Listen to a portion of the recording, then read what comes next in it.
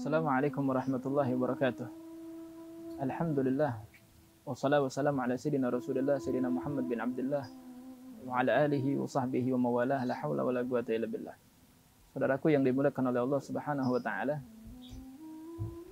di setiap hari, di setiap waktu, bulan yang bergulir di atas muka bumi ini ada anugerah-anugerah Allah Subhanahu wa taala.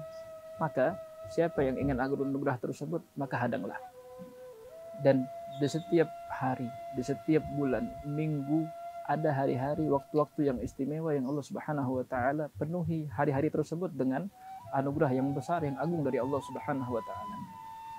Apabila bulan Dzulhijjah terdapat keistimewaannya di 10 hari pertama, maka bulan Ramadan keistimewaannya terletak di 10 hari terakhir di bulan Ramadan.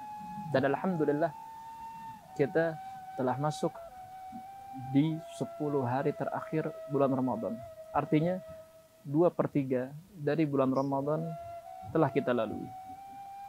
Yang pertama yang harus kita lakukan adalah bagaimana kita menintrospeksi diri kita di dalam menghabiskan sisa waktu bulan Ramadan ini dengan ibadah, dengan taat kepada Allah Subhanahu wa taala.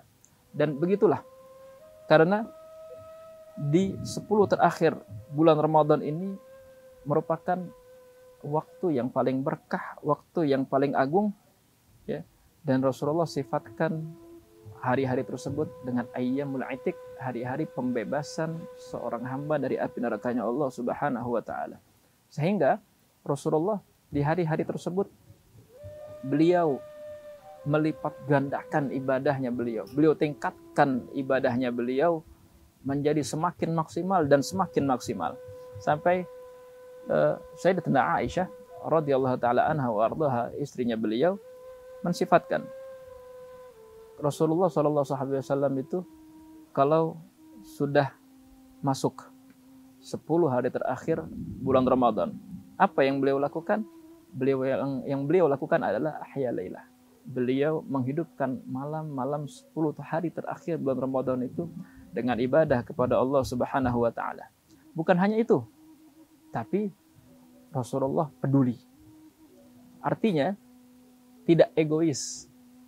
Anugerah yang Allah taala berikan hanya untuk dirinya saja. Tapi tidak seperti itu. Tapi Rasulullah SAW juga ingin anugerah yang Allah Subhanahu wa taala tuang di 10 hari terakhir bulan Ramadan itu juga didapatkan oleh keluarga beliau, sehingga dikatakan aiqadha ahala. Rasulullah pun juga membangunkan keluarganya untuk sama-sama beribadah di 10 hari terakhir bulan Ramadan.